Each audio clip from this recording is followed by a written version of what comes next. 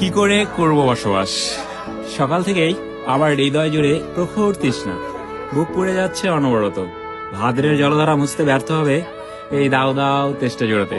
বনপড়া সিংহলা হরিণের মতো অসহায় তাকাই দিগুনি নেকড়ের মতো খেকে ওঠে রোদ আমাকে ভাবছে কাবাব রূপে। দু চোখে ক্ষুধার্ত পশুর জটর জ্বালা, পথে পড়ে তার ঘোড়ার কঙ্কাল, দুঃখ গাছের ডালে ঝুলন্ত বিজয় সাপ, বাড়িতে লুণ্ঠিত পুরো রক্ত চিহ্ন পোশাক, আর অতিকায় মরু কাকড়া আমাকে ভয় দেখাচ্ছে।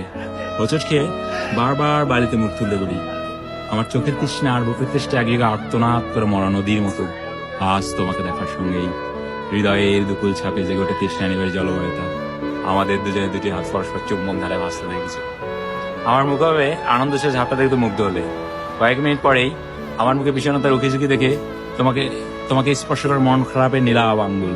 তুমি আমার বিষণ্ণতার উৎস জানতে চাইলে আমি আমার অসুস্থতার কপট উচ্চারণ করি। অথচ তোমার কদিন এখানে দেখতে পাবো না ভেবেই আমার হৃদয় ধুলোয় লুটে বসে আহত দোলের মতো। তোমাকে আবার দেখার জন্য নিরুপায় হয়ে আমাকে অপেক্ষা করতে হবে আরো 7 দিন। এই দীর্ঘ প্রতীক্ষার নিষ্করুণ ঘরে কি করে করব বসবাস? সুন্দর ভাই, তাহলে